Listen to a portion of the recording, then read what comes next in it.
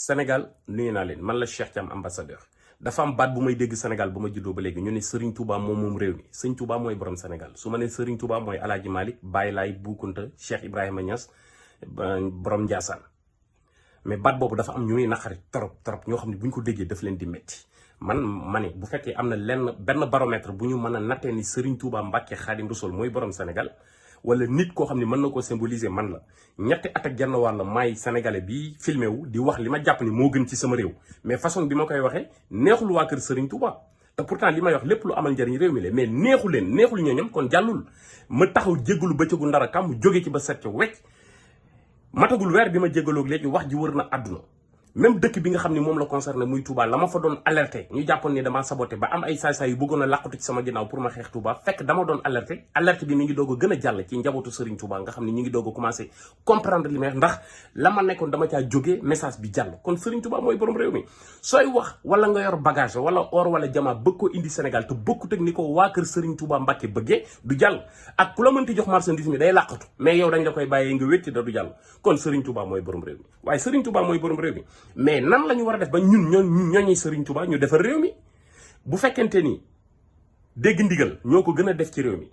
bu dee liggéey ñoo ko dàq ci réew mi bu dee joxe ñoo ko dàq ci réew mi bu dee xol bu gëm mbir ci wàllu ngëm ñooy ko dàq ci àdduna bi mais kon ñun ñoo war a mën a defar réew mi bu dee defar luy symboliser développement ci réew ñun ñëpp xamee nañu ko mais pourquoi ñun waruñoo mën a defar réew mi ñu topp ci ay ginnaaw nit ñoo xam ni dañ ñoo gëm ni ñoom ñoo war a defar réew mi te amul lenn lu ñu mën a wane ci loo xam ni lu bokk na ci luy defar réew mi kon nañu jóg ci li ñu nekk ñun murid yi élection yi di ñëw 2024 c'est fondamental pour Bawol c'est fondamental pour Touba c'est fondamental pour notre confrérie tournoi côté virage élection yi di ñëw ñun bu ñu rëccee mooy malgré am nañu pétrole ak gaz mais Touba musul gis boppam ci Sénégal te du ko ca gis rawatina bu saay-saay si jëlee réew mi ba nga xam ni ñoom dañ ko bëgg a jël pour dóor ñu ko kon suñu tarixa bi dana nax saay moo tax ma ne leader politique yi nga xam ne ci ñoom lañ topp ci seen ginnaaw ñoom ñëpp lépp liy tax réew mi développé buñ ko bëggee gis ci yoonu murit la ñuy référé wu mais pourquoi ñu gëmloo ñii ni ñoom ñoo ñu war a jiite kon waa Touba jóg leen ba tey mënuñoo am benn ministère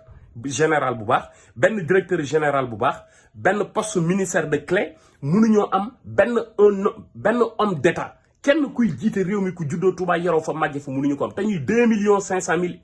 individus ci biir réew mi Pikine ëpp ñu électorat ñun ñu ëpp leen population c'est parce que ñoom politiciens yi dañuy fowe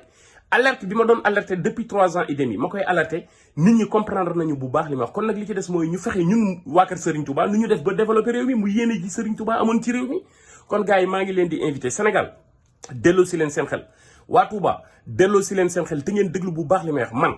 Touba laa juddoo yoroo fa màgge fa ma waxaat ko une fois de plus lu ma am ci àdduna Touba ma ko gënal ndax Touba képp moo mën a dem yóbbaale Afrique waxuma la Sénégal mais Afrique ndax ñun suñu taxawaay wane na ko ci àdduna bi Sénégal barke borom Touba Mbacké dinaa leen yee billaahi